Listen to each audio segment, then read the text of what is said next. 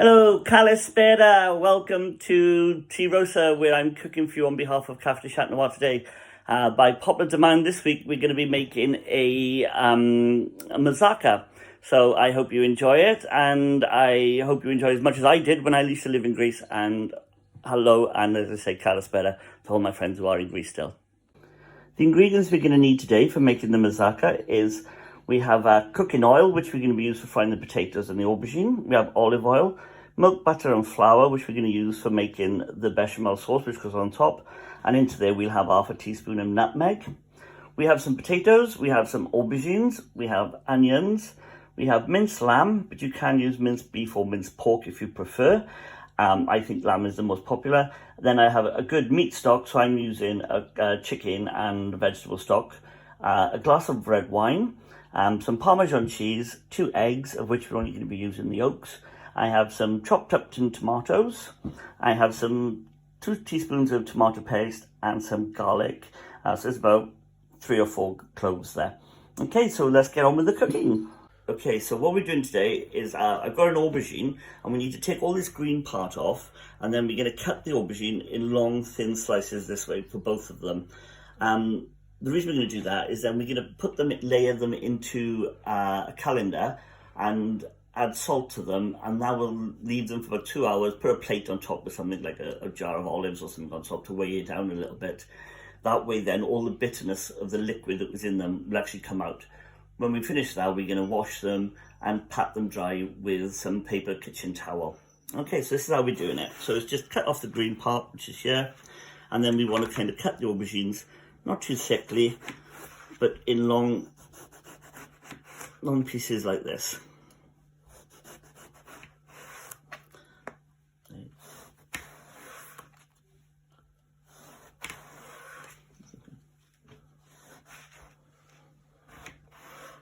So this is what I've been doing. I've kind of already put most of them into this pan, but thought just to save you out of time.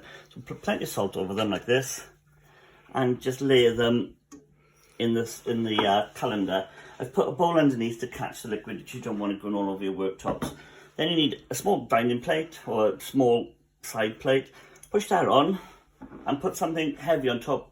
You could use anything you like, so I've just got a jar of olives. Now you need to leave that for 2 hours to get rid of all the kind of sour and bitter juices which are in the aubergine. Okay. So I've got the potatoes. I've sliced them quite thinly, not too thin, but quite thinly, and I've put them to wash in some water to get rid of all the starch from on them. And then I've taken them out and I've patted them dry with some kitchen towel. Then what we're going to do, into a pan that's getting quite warm, we're going to put them in and we're going to fry them. Obviously I haven't got space to do them all in one go in the pan, so I'll have to do them. But then when they're cooked, just take them out, pop them on the side, and continue doing that until they're brown on both sides. So as you can see, they're almost completely cooked now. So when they are, I just turn them over, keep checking them. So just a few minutes more. I kind of want them to be more like this when they're kind of finished. And that's it, they're almost done. In a large frying pan on a medium heat, or it can be a high-sided pan, it doesn't matter, it's just this is the one that I like to use. I'm going to put a good glug of olive oil, not too much, you don't need tons because there's plenty of fat already in the minced lamb. Normally try to buy leaner minced lamb because it's better, but there's still oil in the minced lamb. So onto there I'm going to put my onions, and pop all them in.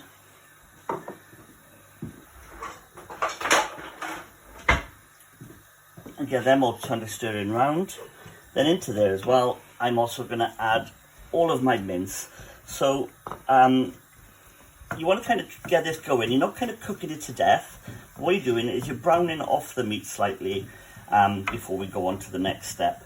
So this will take about 5 or 6 minutes. So I'll come back to you just at the point when it's ready to have the next section done.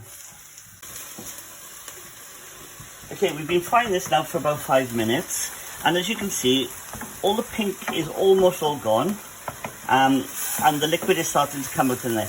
You can continue cooking until that's dry, but you're going to be adding more liquid to it anyway, so I at this point normally just get on because I want to keep the meat as tender as I can possibly get it. So into there, I'm going to add the garlic. Again, I never put the garlic in too early, because otherwise the garlic will burn and become sour and bitter, and we don't want that. We want nice garlicky flavour without the bitterness.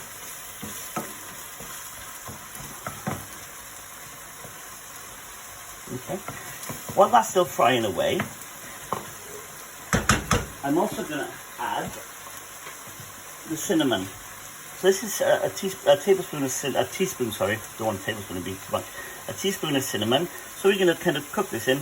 The reason I'm putting this in now is because I want the flavours from the cinnamon to be able to open up, because they're all like little spores, and each of those is full of flavour. By frying them off a little bit, it kind of gets them to all open up and become really, really nice. Okay, stir that in. And next, I'm going to add the 2 teaspoons of tomato paste. And I'm also going to add the tin of tomatoes.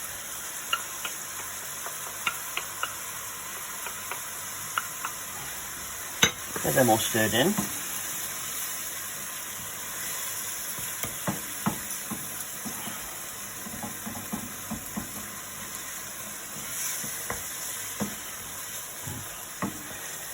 They've gone all through there nicely. And then the last thing we're going to do at this moment is pop in the stock.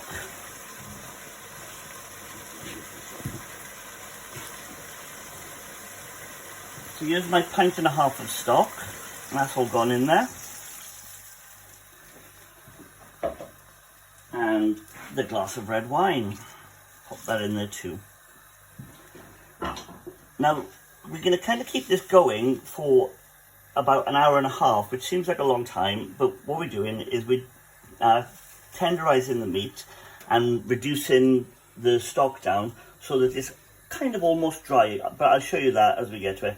Obviously keep stirring every now and again while you're doing it, because you don't want any of the meat or any of the products to stick to the bottom of the pan. So I'll come back to you in about half an hour, 3/4 of an hour. I'll show you how it's going, and then I'll show you again just before it's finished. So into a small saucepan, we don't have a big saucepan for this, I've put my 50 grams of butter, and I'm slowly going to gently melt this. You don't want to do it really fast, because if you do it too fast, it will scorch, and you'll get like a really nutty taste to it, which is not really what we want. We want just a gentle taste. So I'll come back to you when I've melted my butter, and I'm about to do the next step. This is my butter, and now I'm going to add that to the add the flour to that. And I kind of want to give that a really good stir and get the flour all cooked in. And I want it to kind of start bubbling, so I'm frying the flour off. As you can see, it's all fried. It makes the spores of the flour actually open, and then it makes it absorb the milk better. So you kind of give it a good stir while it's like this. You can warm up the milk, or I just use it cold, and add a little bit at a time and keep stirring, and then add a little bit more and keep stirring, and you keep doing this until all the milk has been absorbed into the sauce. I'll come back to you in a little while as it's getting further along towards being done. So as you can see, most of my milk has actually gone in, and it's still thick. I don't want to make it too thin, so be a little bit careful, because you might not need the full pint of milk, because different flours absorb milk at different rates. But you kind of want a kind of nice thick, not too thick, but like custard sort of a consistency to it. There we go, it's getting there. And also at this point, I add the nutmeg. When I'm making bechamel sauce for a French dish, I always add a little bit of Dijon mustard. You can do that, but it's not really traditional in the Greek food to have Dijon mustard into it. But in this dish, you do put half a teaspoon of nutmeg. There we go, the sauce is thickening up.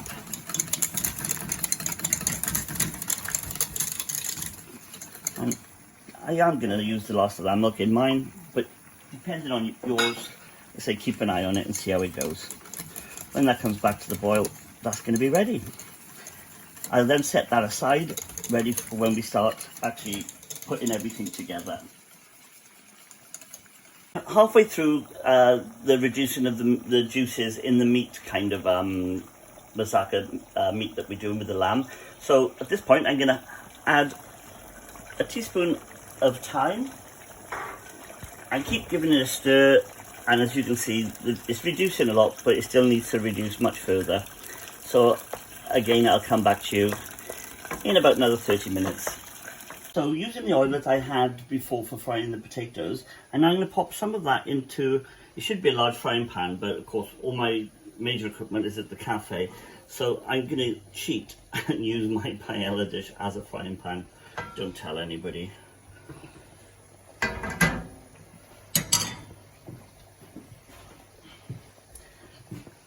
So I've got this on a nice medium heat. Or should I say heat? There's my Welsh accent coming up there. Okay, so and into there, then we're actually going to place these and fry them until they start going like a nice browny colour. So what I'll do is I'll get on with doing this, and I'll come back and I shall show you how they look and when they're ready to kind of come out. Okay, so these have been frying away for about 3 or 4 minutes. So now when they start to get nice and brown like this, just turn them all over. And when they brown like this on both sides, then just take them out, put them to drain on a plate, and then finish cooking the rest of them off and set aside, ready for when we start putting the whole moussaka together. Here we have all the components are ready now. I'm just going to kind of finish off everything and start to assemble the moussaka. So into here we've got the bowl of grated Parmesan cheese. So I'm going to put a little bit into the actual sauce and keep the rest aside. Stir that in.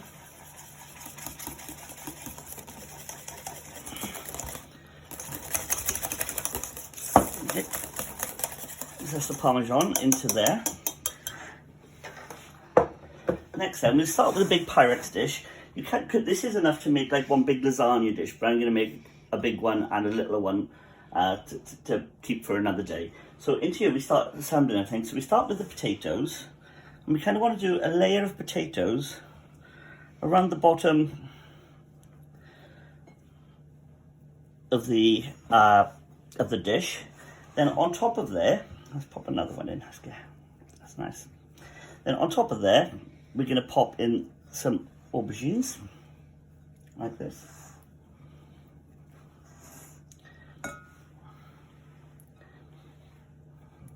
So this really completely covers the potatoes. Okay. Next then,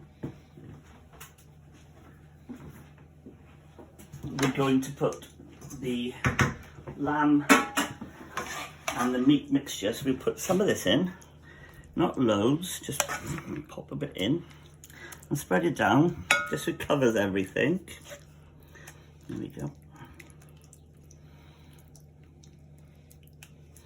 Just a little bit more there.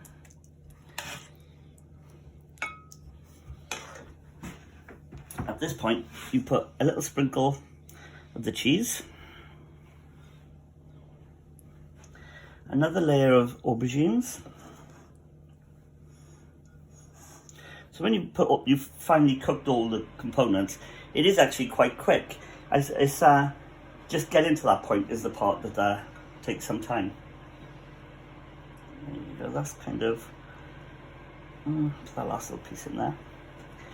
And again, some of the mixture.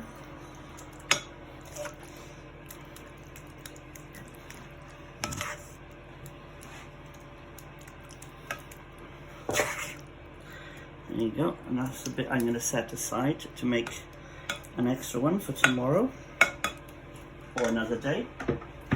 Again, a little bit of the cheese.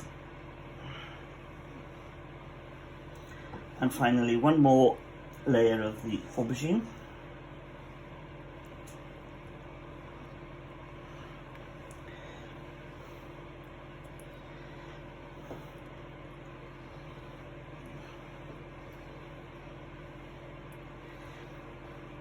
I don't need all of that, I just need, oh yeah, I will. Okay.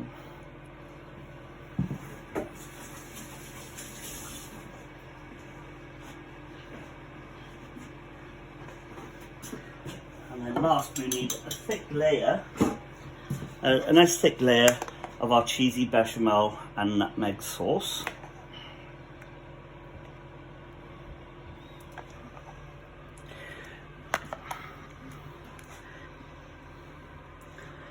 There we go.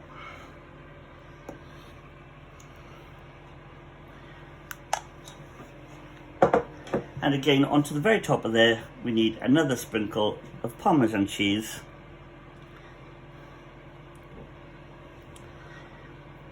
And that's ready to go in the oven. So I've just popped the moussaka into the oven. I've got it on about 180 to 200 degrees, and you want to cook it for about 45 minutes or until the top of the bechamel is all cooked off. At this point, it gives you lots of time to clear up, get everything sorted and put away, or you can do some Greek dancing.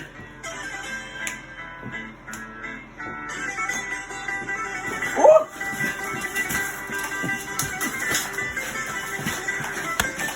Oh, plates!